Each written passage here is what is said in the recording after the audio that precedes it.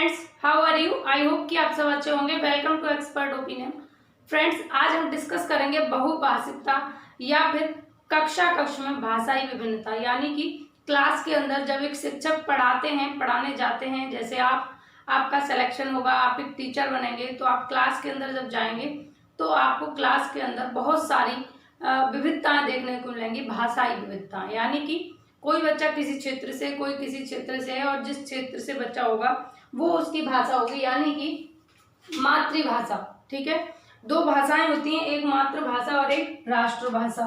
तो मैं आपको बता दूं, मातृभाषा वह भाषा है जो बच्चे के विकास में सबसे ज्यादा महत्वपूर्ण योगदान देती है। जब किसी बच्चे का भाषाई विकास होने लगता है तो शुरुआत में उसकी जो मातृभाषा होती है, जो उसके परिवेश की, आसपास की, उसके परिवार की जो भाषा होती है, वही मातृभाषा है। और जब बच्चा विद्यालय में आता है तो विद्यालय में अपने अनुभव लेकर आता है मातृभाषा के, और उसकी एक ग्रामर भी उसके पास में होती है, क्योंकि प्रत्येक भाषा की अपनी एक ग्रामर होती है, अपना एक व्याकरण होता है। वैसे ही मातृभाषा का भी अपना एक व्याकरण है, और बच्चा उसी को लेकर के अपने साथ में आता है मातृभाषा को। तो जब छोटे छोटे बच्चों को आप पढ़ाने जाएंगे प्राइमरी लेवल पर, तो वहां पर बच्चों की मातृभाषा को वरीयता देते हुए आपको पढ़ाने की बात की है एनसीएफ 2005 में। तो आपको कक्ष के अंतर्गत जो विविधता मिलेंगी, भाषाई विविधताएं, उनमें किस तरीके से बच्चों को पढ़ाना है और आपके सामने क्या क्या चुनौतियां आएंगी, उसके बारे में आज हम डिस्कस करेंगे, और किस तरीके से क्वेश्चन बनता है इसके बारे में भी चर्चा करेंगे। तो चलिए स्टार्ट करते हैं क्लास को। तो देखिए, बहुभाषिकता या फिर भाषाई विविधता एक ही बात है दोनों। क्लास के अंदर जब बहुत सारी भाषाएं आपको देखने के लिए मिलेंगी, भाषाई विविधताएं देखने के लिए मिलेंगी, वही बहुभाषिकता है, यानी कि बहुत सारी भाषाएं। अब भाषा शिक्षण में इसके लाभ क्या हैं, इसके बारे में चर्चा करेंगे, और बहुभाषिकता कक्षा में भाषा शिक्षण की चुनौतियों के बारे में भी चर्चा करेंगे। तो मैं आपको बताऊं, एक विद्वान शिक्षाविद हुए शायर। कौन हुए? शायर जी हुए। मैं इनको अंडरलाइन कर देती हूँ। तो विद्वान हुए एक शिक्षाविद शायर, और इन्होंने 1923 में ये बात कही, यानी कि शिक्षण में किस तरीके से लाभदायक है, इसके बारे में इन्होंने बात कही थी कि एक बच्चा जिसे दो भाषाओं का ज्ञान है, उसका IQ, उसका बुद्धि लब्धि, उसका बुद्धि लब्धांक उस बच्चे से बेहतर होगा जिसे एक भाषा का ज्ञान है। यानी कि अनेक भाषाओं को क्लास के अंदर जब बच्चा सीखेगा अपने सहपाठियों के साथ में रहकर, तो उसका IQ क्या होगा? उसका IQ हाई पहुंच जाएगा, एक प्रतिभाशाली बच्चा होगा, या फिर सामान्य बच्चों की तुलना में वो बहुत ज्यादा हायर होगा, उच्च लेवल पर होगा। ये बात कही शायर महोदय ने। अब बात कर लेते हैं शिक्षण में इसके लाभ क्या है। देखिए, मैं आपको बताऊं, जैसे दो बच्चे हैं, एक बच्चा ये है चिंटू, ठीक है, और एक बच्चा ये है मिंटू। ठीक, तो चिंटू और मिंटू अलग अलग क्षेत्र से हैं। ये बोलता है ब्रज भाषा चिंटू, और ये बोलता है तुम्हारी कोई सी भी लैंग्वेज ले लो, या फिर ये इंग्लिश बोलता है, यहाँ का नहीं है, इंग्लिश बोलता है ये मान लीजिए, और यहाँ पढ़ने के लिए आया है। ठीक है, तो ये बच्चा जो भाषा बोलेगा अपनी ब्रज भाषा, और ये बच्चा जो भाषा बोलेगा अपनी इंग्लिश लैंग्वेज, यानी कि इसकी लैंग्वेज को ये सीखेगा, एक्वायर करेगा, और इसकी लैंग्वेज को ये एक्वायर करेगा। बचपन जो होता है, चाइल्डहुड में बच्चे के पास में LED होता है। क्या होता है? चोम्स्की के अकॉर्डिंग क्या होता है? LED। अब LED क्या है? लैंग्वेज एक्वायर्ड डिवाइस, यानी कि भाषा अधिग्रहण यंत्र कहते हैं इसको, LED को। और इस LED का यूज किसने किया है? इसका यूज किया है चोम्स्की महोदय ने।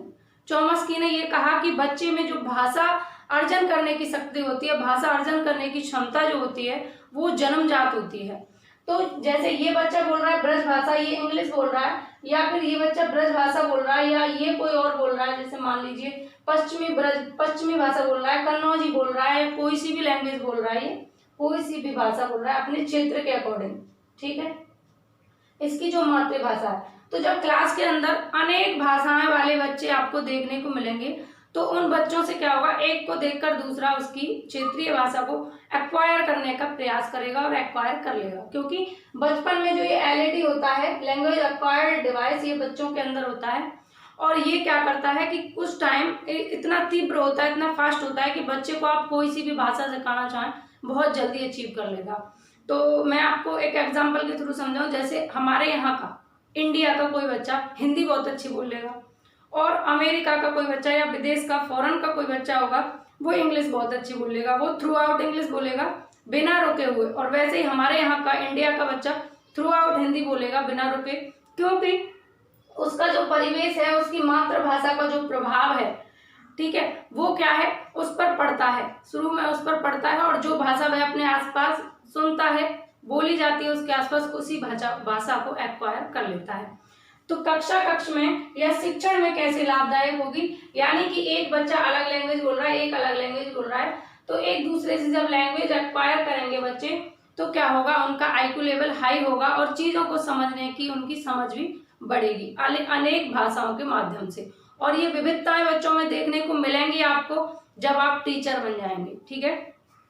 और कभी भी आपको ये ध्यान रखना है, ये चिंटू और मिंटू हैं, कभी भी आप सीटेट का पेपर देने जा रहे हैं तो आपको एक बात ध्यान रखनी है कि सीटेट के पेपर में बच्चा कौन है। मैं आपको बिल्कुल शुद्ध भाषा में अगर समझाऊं, एक सेकंड, तो मैं आपको जैसे अगर शुद्ध भाषा में समझाने का प्रयास करूं, तो जैसे बच्चा है, ये कौन है, बच्चा। पहली बात तो ये है कि बच्चा केंद्र में होगा। कहाँ होगा बच्चा, केंद्र में होगा। बच्चा शिक्षण का केंद्र बिंदु होगा। एक पॉइंट आपको ये ध्यान रखना है। दूसरा पॉइंट ये ध्यान रखना है कि बच्चा ही कौन है, बच्चा ही भगवान है। आप ऐसा समझेंगे, मैं आपको सरल भाषा में समझाऊं तो सीटेट के पेपर देने के लिए अगर आप जा रहे हैं तो बच्चा है भगवान। तो क्या भगवान कभी गलत करते हैं, भगवान कभी गलत नहीं करते। हम कहते हैं ना, भगवान ने जो भी किया अच्छा किया, यानी कि ईश्वर कभी भी गलत नहीं करते। वैसे ही सीटेट का कहना है कि बच्चा कभी भी गलत नहीं है। अगर बच्चा फेल हुआ है, क्वेश्चन आया हुआ है, पेपर उठा के देखिएगा, अगर बच्चा फेल हुआ है पेपर में या किसी परीक्षा में, तो इसका जिम्मेदार कौन है या क्या कारण है, तो सीधा सीधा उसमें ऑप्शन होता है कि सिस्टम फेल हुआ है। अगर एक बच्चा फेल हुआ है तो पूरा सिस्टम फेल हुआ है, पूरी व्यवस्था फेल हुई है, यानी कि बच्चे का कोई कसूर नहीं। अगर उसके पास में व्यवस्था अच्छी होती है, उसके टीचर्स का उसके लिए अच्छा शिक्षण होता, तो बच्चा फेल नहीं होता। यानी कि बच्चा बिल्कुल भी गलत नहीं है, बच्चा है ईश्वर। आपको ये मान के सीटेट का पेपर देने जाना है। हो सकता है आपके ये माइंड में अगर ये चीज होगी तो आप 1-2 नंबर अपने बचा लेंगे, क्योंकि बच्चा कभी भी सीटेट के लिए गलत होगा ही नहीं। ये बात आपको ध्यान रखनी है। अब आगे चलते हैं और बहुभाषिकता कक्षा में भाषा शिक्षण की चुनौतियों के बारे में बात करते हैं।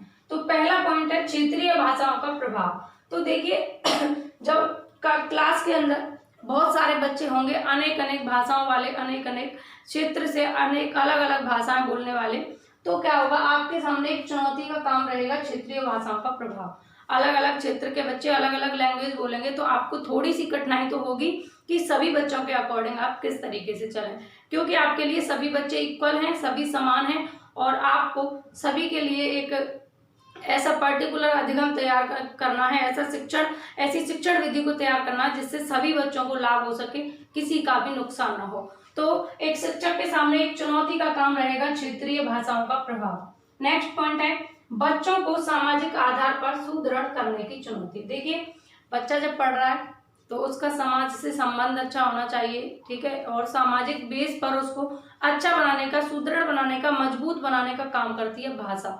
यदि उसकी भाषा अच्छी होगी तो क्या होगा कि वह समाज में अपना एक सुदृढ़ स्थान बना पाएगा।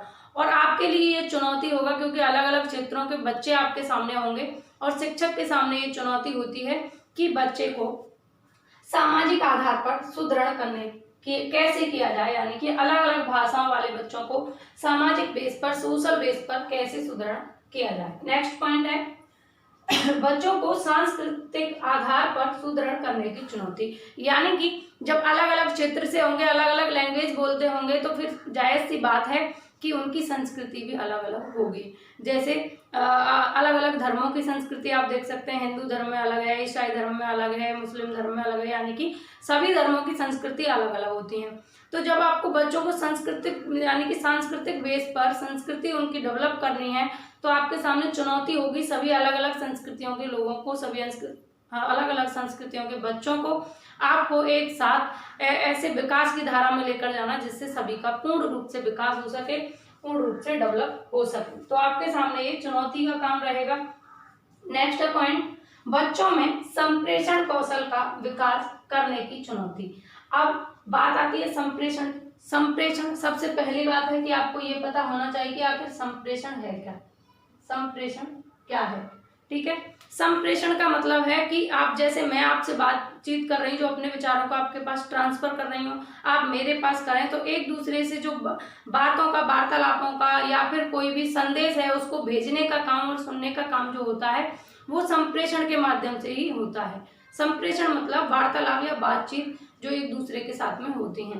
तो बच्चों में संप्रेषण कौशल का विकास, बच्चों में संप्रेषण कौशल का, एक दूसरे से बात करने का तरीका, एक दूसरे तक अपनी बात पहुंचाने का तरीका, अपने प्रेषण करने का तरीका, यानी कि बातों को करने का तरीका, पहुंचाने का तरीका, इसका अगर आपको विकास करना है तो आपके सामने चुनौती का काम रहेगा। क्योंकि अलग अलग क्षेत्रों से जब बहुभाषिकता क्लास होगी, आपकी विविधताएं होंगी, भाषाई विविधताएं आपकी क्लास के अंदर होंगी, तो आपको संप्रेषण कौशल का विकास करने में थोड़ी सी कठिनाई का सामना करना पड़ेगा। नेक्स्ट है पॉइंट, सुनने, बोलने, पढ़ने और लिखने के कौशलों का विकास करने की चुनौती। तो देखिए, भाषा के मुख्य 4 कौशल होते हैं और इनके ऊपर मैंने वीडियो भी बनाया हुआ है। मोस्ट इंपॉर्टेंट पॉइंट है भाषा कौशल।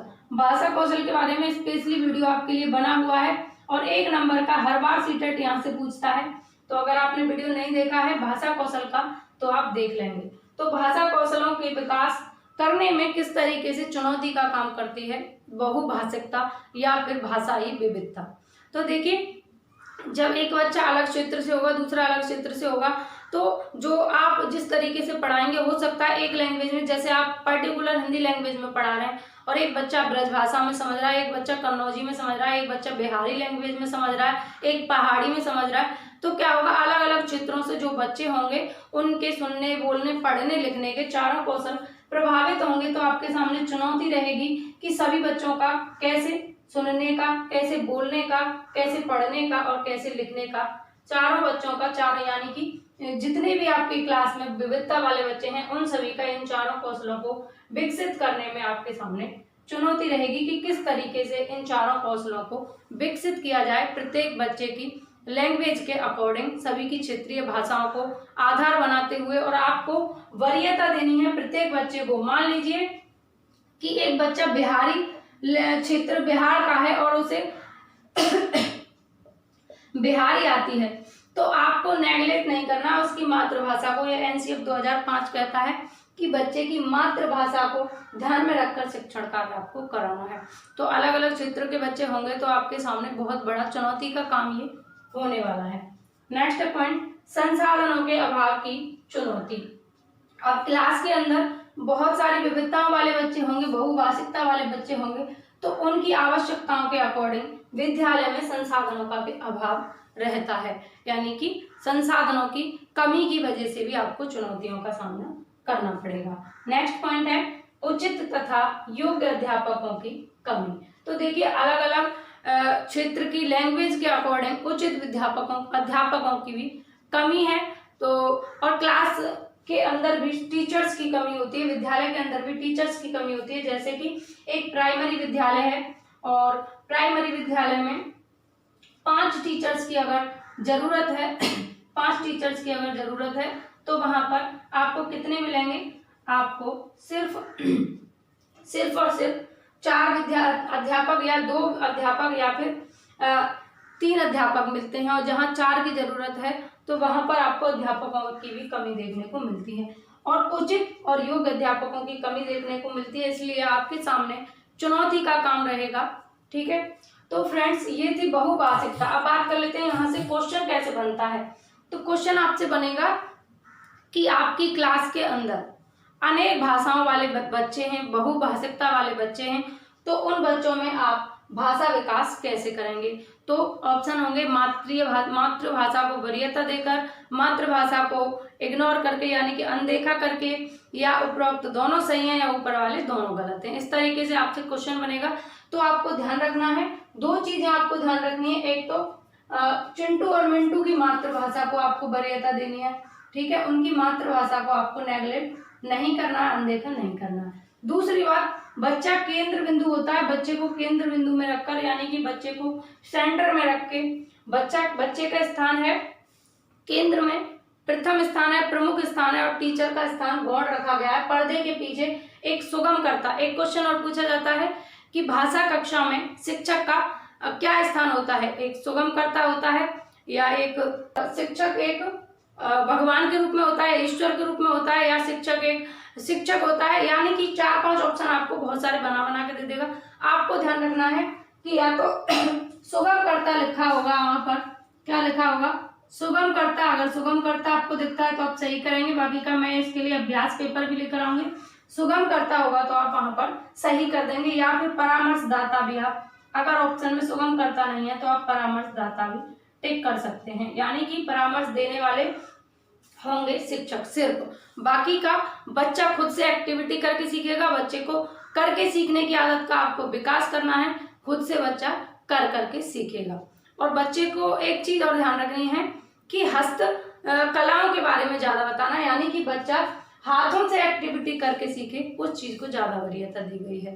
तो बहुभाषिकता कक्षा में शिक्षण में क्या महत्व है बहुभाषा का, यानी कि जब बच्चा एक से ज्यादा भाषाएं जान पाएगा, एक से ज्यादा भाषाओं का अगर उसे ज्ञान हो जाएगा तो वो ज्यादा इंटेलिजेंट होगा, ज्यादा उसकी IQ ज्यादा होगा उसका अपेक्षाकृत उस बच्चे से जिसे एक या सिर्फ 2 भाषाओं का ज्ञान है। जिसे 3 से 4 भाषाओं का ज्ञान है उसका IQ लेवल भी ज्यादा होगा उसकी तुलना में। तो ये महत्वपूर्ण है शिक्षण में कि अनेक भाषाएं जो है लाभदायक होती हैं, और शायर महोदय ने ये बात कही भी है। और बहुभाषिकता की कक्षा में आपके सामने चुनौतियां क्या क्या आएंगी इसके बारे में भी हमने चर्चा की। तो फ्रेंड्स, आपको आज की क्लास कैसी लगी आप कमेंट करके बताएंगे, और पसंद आई हो क्लास तो आपसे डेली का कहना रहता है, ठीक है। मेरी थोड़ी सी तबीयत भी ठीक नहीं, जुकाम हो गया है, तो आपको अच्छी लगी हो क्लास तो लाइक करें, शेयर करें। आपसे पर डे कहना रहता है, लेकिन ये आपका काम है, आप कर दिया करें अपने हिसाब से। और चैनल पहली बार देख रहे हैं तो सब्सक्राइब करके बेल आइकन को प्रेस कर लें, और साइड में बेल आइकन पर ऑल पर क्लिक करके रखें, जिससे आने वाले जितनी भी वीडियोज होंगे, जितने भी नोटिफिकेशन होंगे चैनल पर, सभी आपको मिलते रहेंगे। इस वीडियो में बस इतना ही। Take care, Radhe Radhe.